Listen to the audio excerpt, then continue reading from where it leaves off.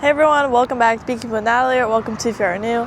As you can see, we are at Blue Ridge Honey Company, and we actually already finished up our week. We drove all day Sunday, and then we're here from Monday to Friday, and then we'll head out tomorrow in the morning. So we finished up the week and did a lot of bee work, just helping out and kind of getting to learn a bunch of new stuff and little things and whatever. But I tried to do as much filming as I could. It didn't really happen a whole lot just because you're in the moment and you don't really want to film and pull out the camera. And so I did a couple interviews with Bob. I wish I would have gotten one with like John or something, because he's just funny and we've had a good time with them too. But I didn't get around to doing that, so I've just got some little things I'll throw in there for you all to watch and check out.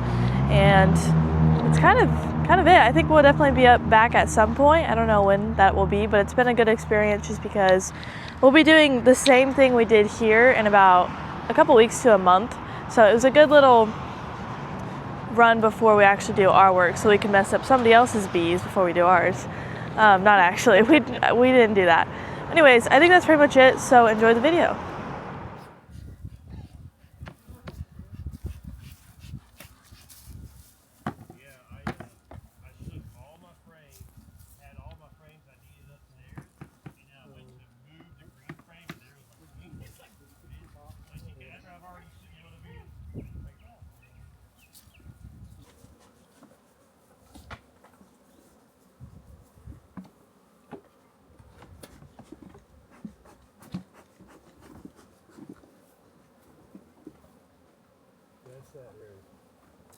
When we were putting these together, I was trying to put the honey in. Okay, so we're here today. It's the second day. We're at the second yard of today also.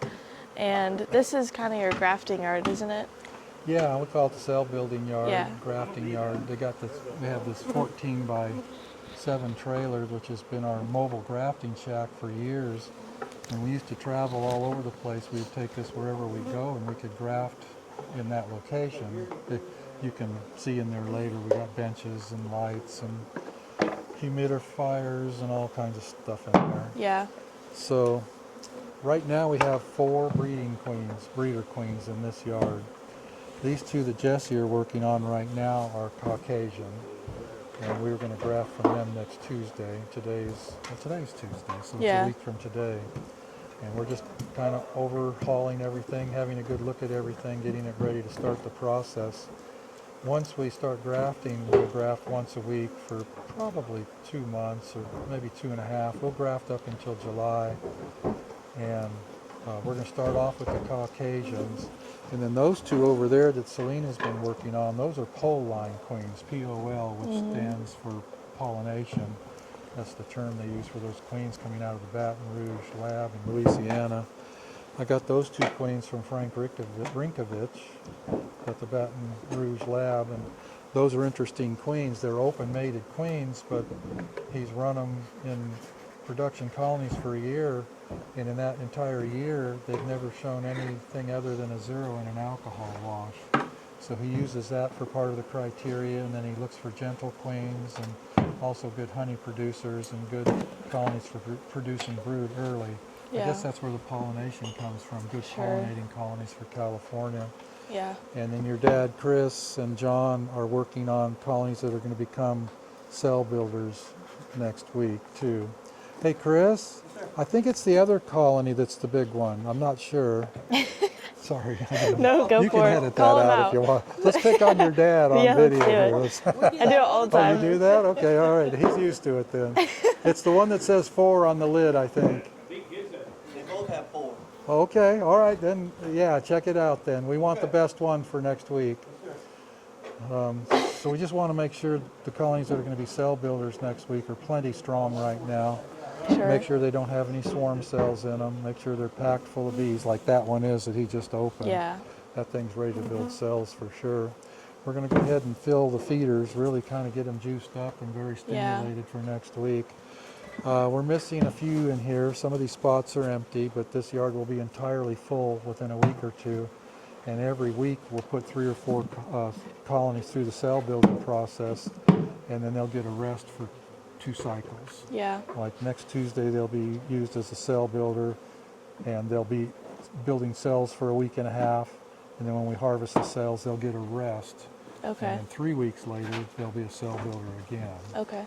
And we can use the same colonies over and over and over, and that's part of why I like this technique. We're not really depleting the colony severely by shaking tons of bees into a cell starter. A lot of people use a queenless cell starter to start their cells and then put them in a queen-right colony to finish them. In this instance, each colony will be both a cell starter and a cell finisher, a queen-right cell finisher. What we'll do next week is we'll create a queenless unit in the bottom half and shake lots of bees in there from the top half, and all the eggs and larvae and stuff will come out of there, and we'll leave them queenless for 1 day, and then the next day we'll put our grafts in there. The queen will go over a double screen board above, just for a day or two, and then once the bottom starts the cells, we'll actually reverse the 2 boxes. We'll put the queen back on the bottom, we'll put a queen excluder in between, put the grafts on top, and now it's become a queen-like cell. Okay. Yeah. I know that sounds complicated. No, yeah. It actually works pretty good. Yeah. So they've got some good colonies there, and some good cell builders. Sure. So we're just kind of arranging things so they'll be ready to go next Monday when we create the situation properly. Yeah. So, as of now, who's doing all your grafting? Jesse does 90% of it. He actually has people helping occasionally that just want to learn. Yeah. He's a good teacher. He knows how to teach it really well too. Well, right now we're actually trying to make sure that these breeder queens are not too big. We like them to hang in there about 5 to 7 frames of bees. We don't want any danger of swarming, of course, because those are important queens to us.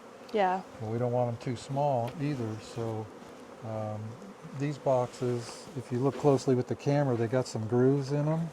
Those grooves receive little cutout queen excluders. We'll put them in those grooves, and then an empty comb will go down between the queen excluders, and he'll put an empty comb in there where the queen can lay, and then 4 days later we know exactly how old those larvae are on that frame, and we'll use that for grafting. Yeah. So we call it a timing box. Some people call it an isolation box. But Yeah. it really helps, especially if you're doing a lot of grafting. It helps you not have to search out the proper age larvae. You know Yeah. where they're at. Oh, definitely. Yeah. And then, after he gets the frame out of there for grafting, he'll turn the queen loose inside the colony again. And then the following week, we can isolate her again and do it all over again. Yeah. So we're going to start out with the 2 Caucasians next week. And probably within 2 weeks, we'll be using these pole line queens also. Okay. We're going to graft. So next week, the idea is to graft from the Caucasian breeder queens and then put those cells in nucs that will mate with pole line drones. We have those yards we were in yesterday. Those are all pole line bees. Okay. And it's a whole region of nothing but pole line drones. So we'll put a lot of nucs in the middle of that situation. And we're going to make Caucasian with pole line. We're also going to graft from the pole line and mate with Caucasian. And the yard we're going to go to today that we're going to create nothing but Caucasian drones. And we'll just play around and see which ones we like the best. Sometimes you can get one result by crossing one direction and something entirely different as far as temperament going the other direction. So we'll play with that. Okay. Back in the 80s when I was buying queens out of Northern California, I bought a lot of Caucasian daughters that were open mated with Italians, and I really liked them. Yeah. In other words, the queens were dark, but the bees were mixed. And we're going to play with that again. We really like the Caucasian bees because they're so gentle, but we also recognize that we need to start creating this mite-resistant line, perhaps our own line of bees. We'll mix up some Golden West and some pole line and try to search out Caucasians that show some resistance also. Sure. So this year, I'm already thinking like it's still winter. It's not winter anymore. Yeah. So this summer, we're actually going to start alcohol washing entire yards looking for the isolated few that show high mite resistant. Okay. And we'll use those as drone stock and breeding stock. Yeah. The Caucasians are so different than the Italians. They build up later. They have a low propensity towards swarming, interestingly enough. That might have something to do with them building up a few weeks later. Yeah. And they're so gentle.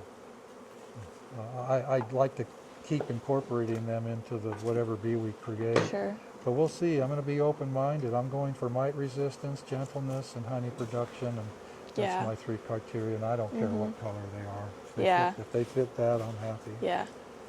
So I've never done much of that yet.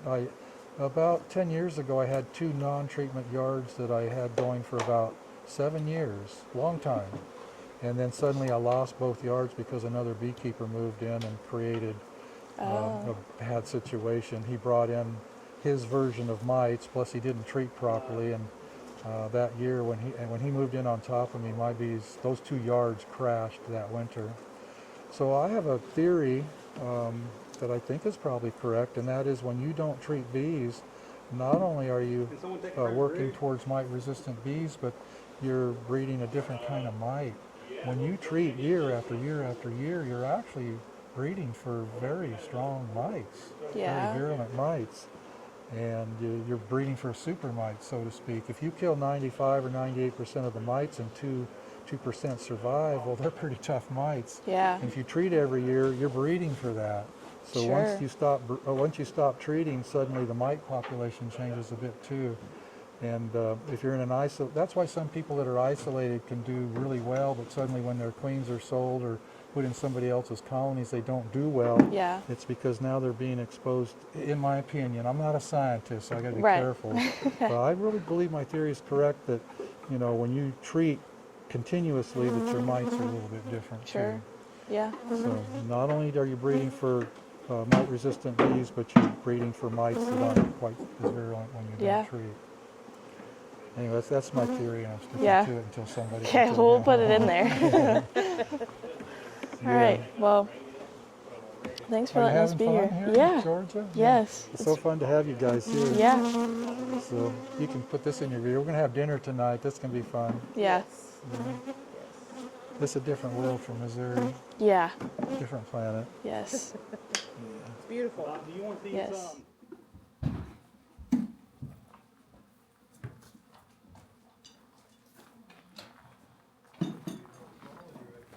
Got some nice drone brew there.